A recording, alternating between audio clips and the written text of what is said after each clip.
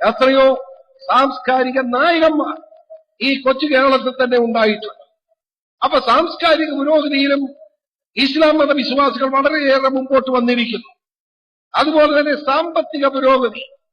ഒരു 20 വർഷത്തിന് മുമ്പ് സാമ്പത്തികമായി പാവം നിലയിൽ നിന്നിരുന്ന ഈ സമൂഹം സ്വപ്രയത്നത്തിലൂടെ, കച്ചവടത്തിലൂടെ, വിദ്യാഭ്യാസത്തിലൂടെ, വ്യാപാര രംഗത്തിലൂടെ വിദേശ രാജ്യങ്ങളിൽ പോയി ജോലി നേടി വേർപ്പൊഴുക്കിക്കൊണ്ട് സാമ്പത്തിക പുരോഗതിയിലും വളരെ നല്ല നിലയിൽ ഉയർന്നു വന്നിരിക്കുന്നു. നമുക്ക് അഭിമാനിക്കാം.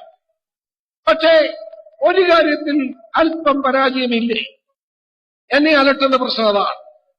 ഇസ്ലാം മത വിശ്വാസികൾ ശക്തമായ ഒരു നേതൃത്വത്തിന്റെ കാര്യത്തിൽ അല്പം പരാജയപ്പെട്ടിട്ടുണ്ട് എന്ന അഭിപ്രായം പറയാതിരിക്കാൻ നിവൃത്തിയില്ല.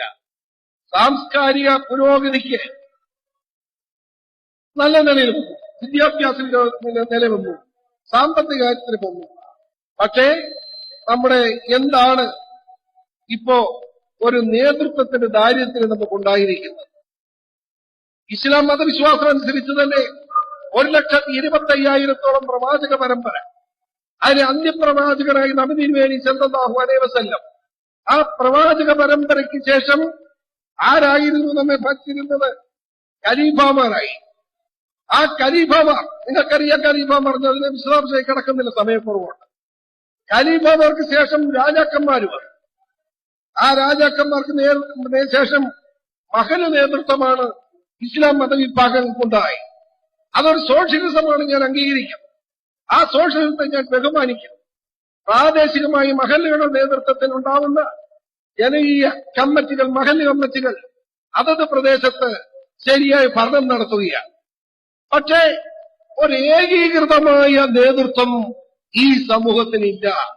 അത് വലിയ നഷ്ടമാണ്. ഞാൻ പറയുമ്പോ എത്രയോ നേതാക്കന്മാരുടെ പേര് പറയാനുണ്ട്, ഞാൻ അതിലേക്കൊന്നും കിടക്കുന്നില്ല. നമുക്കറിയാം, ഇന്ത്യയുടെ മോചനത്തിന് വേണ്ടി പോരാടിയ ഇന്ത്യയുടെ അതിർത്തി ഗാന്ധി നമുക്കറിയാമല്ലോ. അതിർത്തി ഗാന്ധി ആരായിരുന്നു?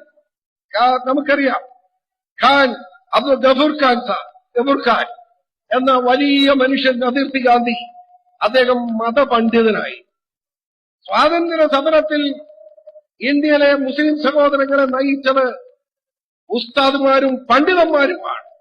അതല്ലാതെ രാഷ്ട്രീയക്കാരനല്ല. രാഷ്ട്രീയക്കാരൻ ലാഭം നോക്കുന്നവരാണ്.